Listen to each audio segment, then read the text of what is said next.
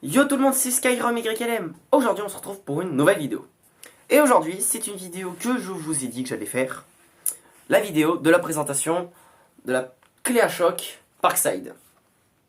Alors, je vais du coup dire les bons points, les mauvais points qui sont là-dessus. Et vous dire aussi si je vous la recommande ou pas. On va voir ça tout de suite.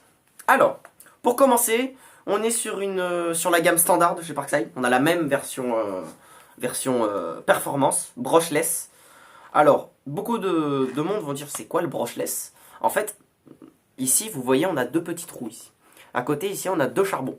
Les charbons, c'est des petits carrés en graphite, un peu comme les mines de crayon, qui vont se coller à une bobine de cuivre, à un morceau de cuivre, qui fait en sorte que ça tourne. Si vous n'avez pas ces charbons, ça ne tournera pas. Le brushless, pardon, c'est un moteur, comme celui-ci, sans charbon. Donc du coup, c'est plus fiable, ça crame pas. Enfin, ça crame pas à cause des charbons, puisqu'il n'y en a pas. Et ça pue pas la mort dès que vous utilisez trop l'outil. Parce qu'une fois, j'ai utilisé la perceuse visseuse, enfin la perceuse visseuse, la clé à choc, euh, pendant 5 minutes non-stop allumée à 400 newtons, parce que ici vous avez une petite bague de réglage ici. Attendez, je sais pas si vous pouvez la voir, là. Attendez, là, voilà. Vous avez une petite bague de réglage de 100 à 400 newtons. 100, 150, 200, 300, 400 newtons, mètre de couple. Ce qui est franchement bien. J'ai vu des vidéos à rapport à plusieurs professionnels qui ont utilisé cette clé à choc. Pour eux, c'est une très bonne clé à choc. Rapport qualité-prix, franchement, très bien. On est alors, c'est pas les newtons qui sont indiqués sur le bas de la perceuse, de la clé à choc, pardon. Je suis toujours bloqué sur la perceuse, je vois pas pourquoi. Sont pas réels. C'est pas les vraies valeurs. Mais bon, généralement, c'est rare que vous ayez un boulon à serrer à 400 newtons. Par exemple, moi, je suis en mécanique moto, j'ai aucun boulon à serrer à 300-400 newtons. Généralement, on va être sur du 120 newtons max. 120-150 newtons. 200 à la limite, c'est très rare. Mais voilà. Pas mal de personnes, enfin pas mal. Quelques professionnels ont testé ce produit et ont voulu savoir si c'était précis ou pas. Et ils ont obtenu avec un petit outil spécial de chez Facom. En fait, c'est un petit outil électronique que vous mettez sur votre cliquet à douille ou clé à choc, pour savoir les newtons exacts que vous insérez. En gros, si vous n'avez pas une clé dynamo, ou votre clé dynamo n'est pas précise, par exemple les anciennes clés dynamo avec les petites barres devant, si vous avez une clé dynamo pas précise ou vous n'en avez pas, ce petit outil est vachement pratique parce qu'on peut l'installer directement sur le cliquet. Des gens l'ont testé en le mettant là-dessus et on obtient une valeur précise de 386 newtons ou 376. Ça dépend des perceuses. Certaines perceuses ont moins ou plus de puissance. Moi, la mienne, maintenant, elle a 2 mois. Non, elle a 1 mois, on va dire. Et bien, du coup, depuis, je l'ai utilisé. Ça dessert quasiment tout. Tout ce que j'ai pu. Vous pouvez, avec cet outil-là, dévisser 99% de votre caisse. Ou de votre moto, ou de votre tracteur. Le tracteur, un petit tracteur. J'ai déjà essayé sur des gros boulons de gros tracteurs, ça passe pas.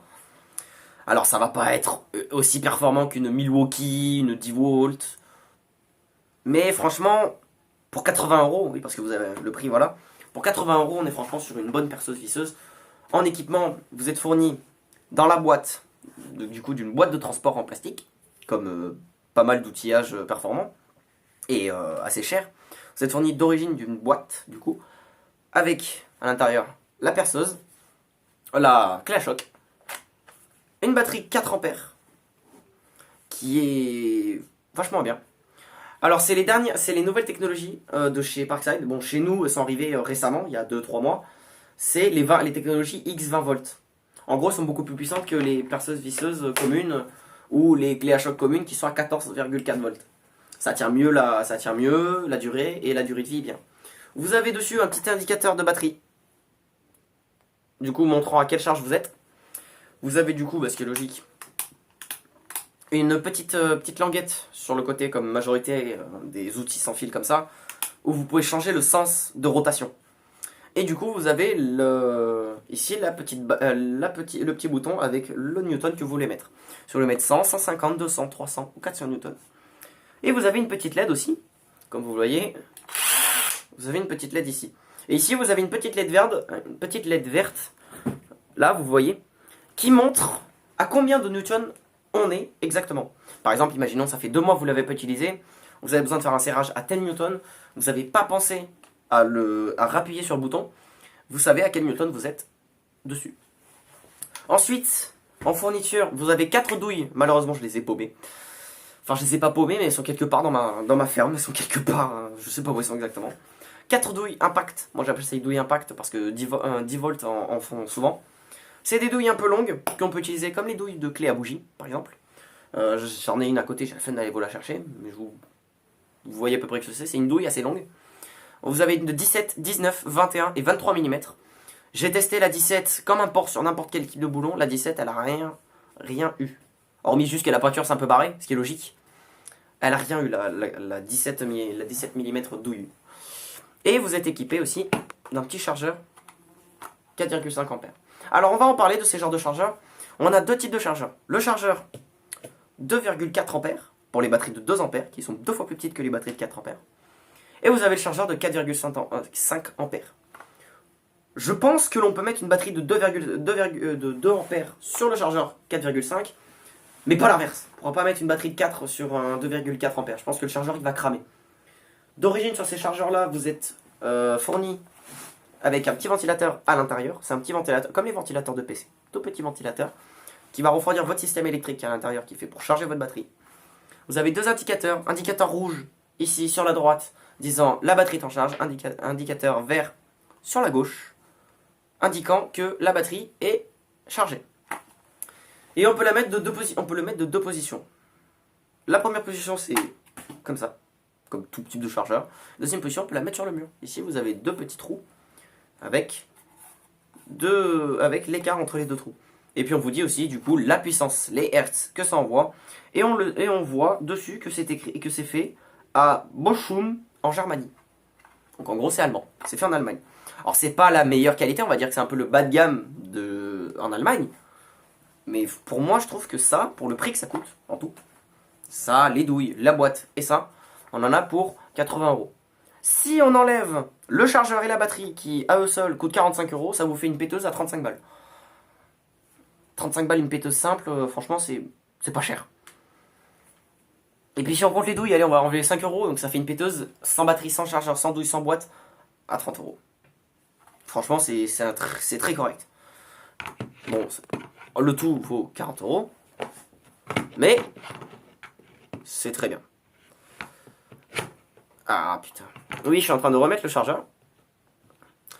Je vous quitte dans 2 secondes, je vous remets dans 2 secondes. Je vais vous montrer du coup comment je les ai installés personnellement, les 2 chargeurs de batterie Parkside que j'ai.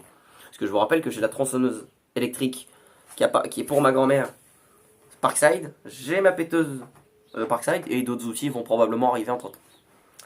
Allez, à tout de suite.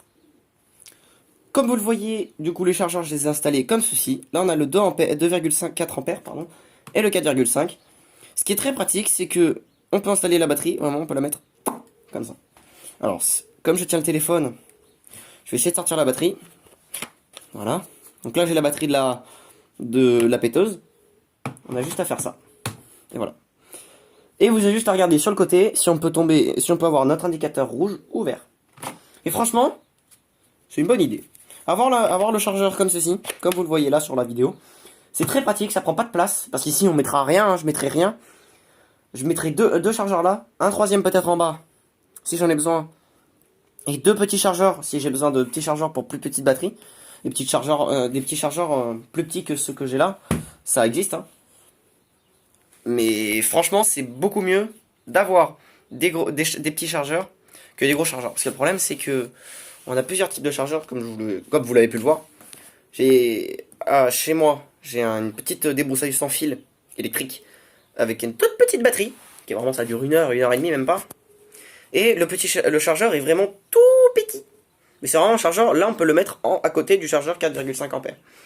Et le souci étant que moi sur ma Bosch par exemple, donc ouais d'ailleurs, comme vous avez pu le voir, j'ai rangé un peu l'atelier. Coucou le casque Pouline à 120 € et la table faite par les soins de mon pote. Comme vous allez le voir, un chargeur de la Bosch, la petite perceuse visseuse Bosch, sans fil. Il ressemble à ça. Oh putain, j'ai un contre-jour, attendez. C'est un chargeur qui est vraiment, mais vraiment très gros pour la batterie, ça tient. Les batteries, je trouve, c'est pas, ils auraient pas dû mettre ce genre de batterie là. C'est les batteries, franchement, ils auraient pu mettre des batteries un peu comme Parkside du coup, ou Ryobi. Voilà, le chargeur ressemble à ça. On peut pas le mettre sur le mur, ce genre de chargeur. On est obligé de le laisser par terre. Pourquoi? Parce que là, vous avez votre chargeur, vous avez votre batterie. Voilà. La batterie, on est obligé de la laisser comme ça. Sinon, si on la met comme ça, la batterie, c'est limite, elle va pas se casser la gueule. Et comme vous le voyez, on est sur des 14,4 volts. On est franchement sur des nouveaux produits de chez Parkside. Vraiment, Parkside s'évolue beaucoup, je trouve. Parce que, à contrario, là, à côté de moi, j'ai du Makita, j'ai du Ryobi, j'ai du Rondi. J'ai du Idealcraft, j'ai du Bosch. Bah, la petite perceuse sans fil qui est là. Bon, là, elle a plus de batterie, mais bon. Ce genre de perceuse-là, ça marche du feu de Dieu. On est sur vraiment des trucs. Pareil, j'ai un poste à souder Nordica. Un autre, je l'appelle Excalibur, parce que bordel, il pèse une tonne, il marche super bien. J'ai des outils quand même que j'ai pas à payer, parce que c'était à mes grands-parents, de mes deux grands-pères. Et franchement, Parkside pour de l'outil d'entrée de gamme, enfin, d'entrée de gamme, ça fait très très bien le taf. Ça marche aussi bien, ça peut marcher aussi bien que du Bosch à mon avis. Parce que la perceuse visseuse sans fil, équivalent à la Bosch que j'ai moi là, elle est plus grosse, mais elle marche aussi bien, voire mieux. Elle est technologie 20 volts, batterie de 4 ampères. C'est impressionnant. On est sur des nouveaux produits Parkside qui sont franchement assez bien faits. Alors certains produits Parkside seront peut-être mal notés. Je pense particulièrement aux outils que j'ai testés, que j'ai encore, qui marchent pas trop mal, mais qui pourraient être refaits en deuxième version, mieux, personnellement. C'est les outils, par exemple l'aspirateur à cendre Parkside. Il est bien, il aspire bien. Par contre, tu dois le nettoyer toutes les 5 minutes. Parce que le filtre s'encrasse H24. Ils auraient dû mettre un compartiment où on avait un tamis. Où le tamis, genre on a juste à taper une fois dessus pour enlever toutes les cendres et au-dessus on a notre filtre. Ça aurait peut-être perdu un peu en aspiration, mais on n'aurait pas eu besoin de démonter l'aspirateur toutes les 2 minutes pour nettoyer le filtre à air. A contrario, j'ai un autre aspirateur, un aspirateur de chez, par exemple, comment ça s'appelle? Quig? Quig? Ouais, c'est ça, Quig, de chez Aldi. C'est un aspirateur assez gros qu'on a payé vraiment 30 balles, lui aussi, et lui, il marche mieux que l'aspirateur à cendre Parkside, parce qu'il a un tamis autour de son filtre. Et son filtre, lui, c'est un clips, on l'enlève, on le nettoie, sauf qu'on le nettoie toutes les demi-heures. Vraiment, si on fait du nettoyage assez costaud. Pareil, il y a un outil que je vous ai déjà dit, la première perceuse visseuse filaire que j'ai eue, elle m'a lâché en bout de 2 mois.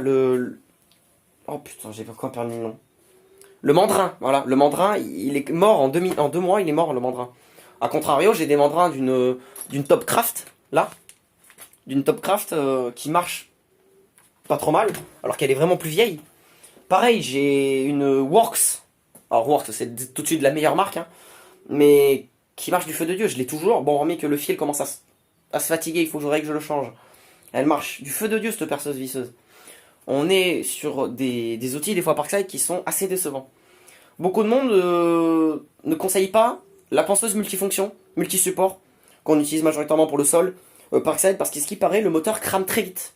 En quelques utilisations, on peut cramer le moteur. Alors, je vais pas plaindre Parkside parce que je l'ai pas testé, donc je vais pas dire ouais, c'est vrai, c'est de la merde et tout. C'est juste des avis et des vidéos que j'ai vues. Après, peut-être que c'était des modèles défectueux, ou pas, ou des premières versions et tout. Je sais pas.